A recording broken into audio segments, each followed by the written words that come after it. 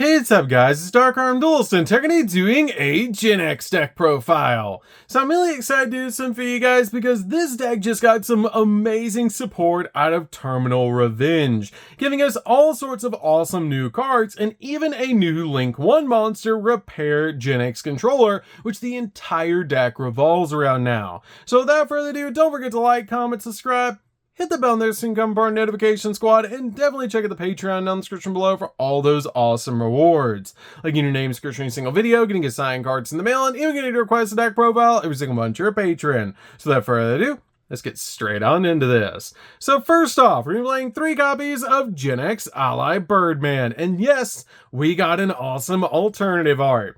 This card is awesome as a 3-of in the deck, because this card lets you return a face-up monster you control back to your hand to special summon this card from your hand, but banish it when it leaves the field. Also gains 500 attack if the return monster was a wind monster on the field, which is a pretty cool effect to be able to use, especially with our new copy of Repair Genex Controller, because it'll add a Genex back to our hand. We then play 3 copies of Power Planner. This card is really good as a 3-of in the deck, because it has the ability, when this card is normal summon, you can add a level 1 Genex effect monster from your deck to your hand. We then play 3 copies of Turbo. Turbo is also definitely a 3-of in the build, because when this card is normal summon, you can add a level 1 Genex monster from your deck to your hand, which could be your copy of Genex Power. We then play 2 copies of Magma. Magma is really good just as a 2-of in the build, because we do have a searcher for this card in the deck, and this card is really good because when this card is normal summon, you can add a level 2 R Genex monster from your deck to your hand. We then play 2 copies of Crusher. Crusher is definitely a 2-of in the build, but you only need 2 copies of this card. It has the effect that when this card is normal summon, you can add a level 4 R Genex monster from your deck to your hand, which is an extremely powerful effect to instantly get the exact card that you need. We then play 2 copies of the new Undine. This card is amazing as a 2-of in the build, and it's just a really powerful card. And as the ability, once per turn, you can banish a Genex monster from your graveyard, and this card gains that monster's attribute. Then, if you banished a tuner to activate this effect, you can actually treat this card as a tuner until the end of this turn. And if you control a Genex Synchro monster, you can target 2 Genex monsters in your graveyard, including this card, and add them to your hand. Also, for the rest of the turn, any card sent to the graveyard is banished instead, which is a pretty cool effect to be able to use. We then play a single copy of Turning. Turning is really good as a 1-of in the deck, because this card has the ability that during your opponent's main phase, if you control a Genex monster, quick effect, you can special summon this card from the hand, then immediately this effect resolves, you get to synchro summon a Genex Synchro monster to your side of the field. Also, it has the ability this card on the field is treated as a level 1 or a level 3 monster when used for a synchro material for a Genex Synchro monster, which is a really cool effect to be able to use this card. I really like this card as a 1-of in the deck, but you only need a single copy in the build. We then play a single copy of Recycled. Recycled is great as a 1-of in the deck. This card has the ability once per turn, you can actually pick a Genex monster in your graveyard until the end phase. This card's name is treated as a selected monster's name, which is a great ability. We then play a single copy of the original copy of Undine. Genex Undine is really cool as a 1-of in the build, because when this card is normal summon, you can send a water monster from your deck to the graveyard to add a Genex controller from your deck to your hand, which you can send the new R Genex Undine to the graveyard to be able to search out Genex controller. Speaking of Genex controller, we're also playing 2 copies of Genex controller, which it finally got in ultra rare printing, which is really cool. But this card is a normal monster that is a tuner, but it's a really cool combo piece in the deck, and I feel like 2 is the perfect number in this build. So, that's it for the Genex monsters. Let's get into the hand traps we're playing in this build.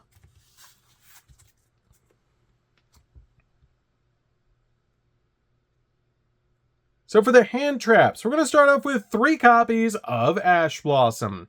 Ash Blossom's a fantastic 3-of to basically just stop the opponent from touching the deck. We then play 2 copies of Seravis. Seravis is really good as a 2-of in the build, as this card helps you from targeting protection, which is such a cool ability, and I love that about this card. This card is the ability when your opponent activates a card or effect that targets a monster that you control, quick effect, you can discard this card to negate the activation, which is such a cool effect to be able to dodge dodge cards like Effect Failure or Infinite Impermanence, which is just really important to be able to do. We then play a single copy of Drollin Lockbird. We also play Crossout Designator in the deck, so this card is very important in the build, as we do a lot of searching in the build. We then play a single copy of Ghost Mourner. Ghost Mourner is really good in the deck as one to be able to use as a Crossout Designator target, alongside our copy of Nibiru and a copy of Effect Veiler. I feel like this is the perfect number of hand traps, and the hand traps that you basically want to avoid. We also play Infinite Impermanence as well when we get into the traps, but I feel like being able to play these hand traps in the build give you a basically rounded utility to be able to stop the opponent, but also use these cards with Crossout Designator to basically just stop your opponent in their tracks. I really like this amount of hand traps in the build, and it's very, very good. So that's it for the hand traps, guys. Let's get into the spells.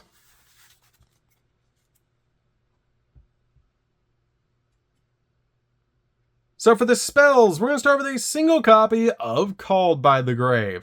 Called by the Grave is very important in this build so that we can resolve our new Link monsters effect, Repair Genex Controller, so we want to be able to stop hand traps in this build, so this card helps out a lot.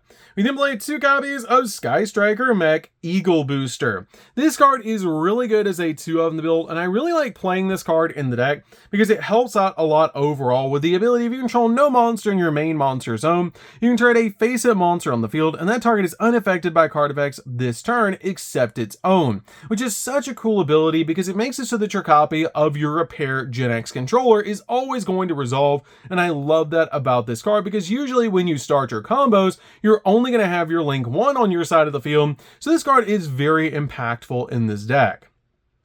We then play 3 copies of Crossout Designator. Crossout Designator is extremely helpful in the deck as a 3-up to basically just stop your opponent's hand traps, which is why we play so many 1-of hand traps in this deck to basically just stop the opponent in their tracks.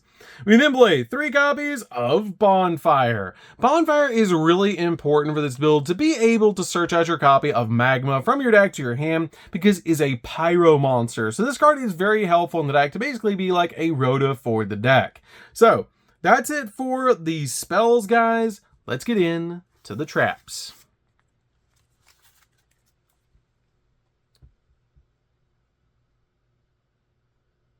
So for the traps, we're just going to be playing 3, and that's going to be 3 copies of Infinite Impermanence. Infinite Impermanence is definitely a 3-of in the build just to stop the opponent's monster effects while also locking down entire columns of spells and traps. Plus, by playing this card in the build, we can also use it with Crossout Designator to stop our opponent from using Infinite Impermanence against us, making it a definite 3-of in the build. This card is one of the most powerful hand traps in the entire game because it's actually a trap card, so you don't play into cards like Talents or Thrust, making this card a really good 3-of. So that's it for the main deck, guys. Let's get into the extra deck. So for the extra deck, we're going to start off with our new main card, Repair Genex Controller. This card is definitely a 2-0 in the build and is absolutely broken. This card is a Link 1 that just requires any level 4 lower Genex monster to be able to make this card. And you can only special summon this card once per turn, but if this card is Link Summon, you can add a Genex monster from your graveyard to your hand, instantly getting the material that you use to make this card back to your hand. Also, once per chain, if a Genex monster is added to your hand except by drawing it, you can actually, except during the damage step, immediately as effect resolves, normal summon a Genex monster. Also, you cannot special summon from the X deck for the rest of the turn except synchro monsters using Genex tuners as material, which is why we basically play pretty much all Genex monsters in the deck. This card is an amazing 2-of the build because you can summon out an insane amount of monsters to your side of the field, and it's just a really good 2-of in the build to basically just summon out as many Genexes as possible because all of your Genex monsters pretty much in the deck search out other Genex monsters, meaning you're going to swarm the board with a massive amount of monsters to your side of the field, which is amazing. We then play a single copy of Arms of Genex. This card is definitely a 1-of and is an awesome new boss monster that we recently got, and this card is broken. It takes a Dark Tuner plus a non-tuner to make this card, and when your opponent activates a monster effect, quick effect, you can banish a monster from your graveyard with the same attribute to negate the activation. If you do, destroy that monster. And you can only banish each attribute once per turn to activate the effect of this card, which is absolutely broken because you can negate multiple cards on the field with this card depending on the attribute of the monster.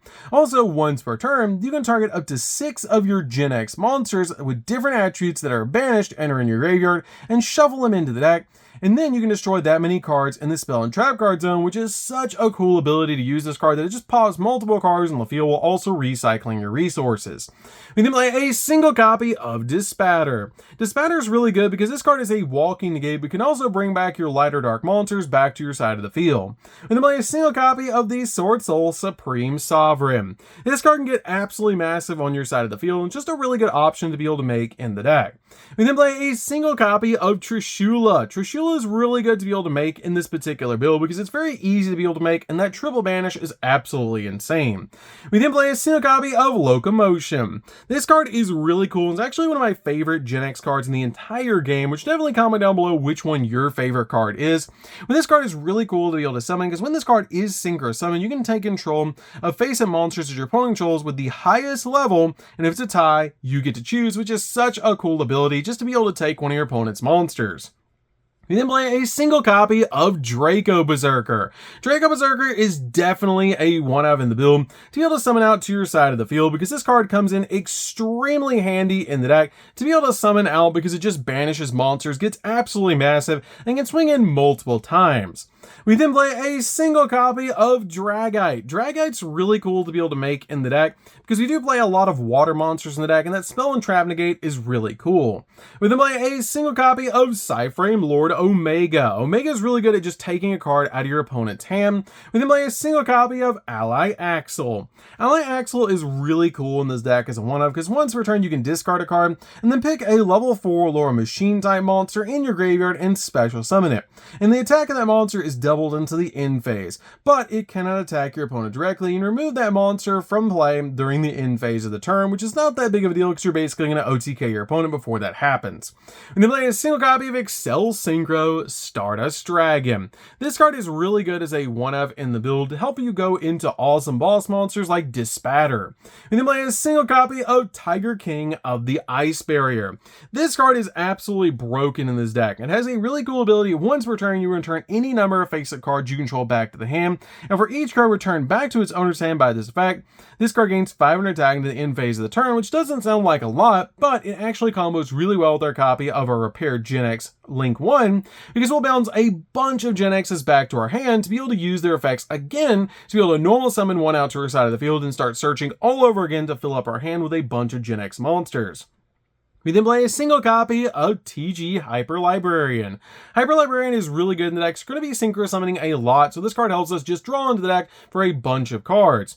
Finally, we play a single copy of Herald of the Arclight. This card is very easy to make in the build, and it's basically just a walking negate. So, that's it for the deck, guys. I hope you enjoyed. This deck is super fun. I absolutely love the new support that we got for Genex, making this deck absolutely insane. It's really fun to be able to play, especially now that it has an awesome Link 1 and a really cool new boss monster. This deck is really nostalgic and really cool for the dual terminal lore, and I absolutely love the alternative art of Birdman. It's so cool with Divine Wind of Mist Valley in the background. So, that's going to do it for this one, guys. Don't forget to like, comment, subscribe, hit the bell and there soon come part of Notification Squad, and we'll see you guys in the next video. See you later, guys.